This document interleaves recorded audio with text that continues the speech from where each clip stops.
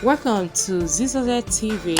Kindly subscribe, share, and like for latest updates and news.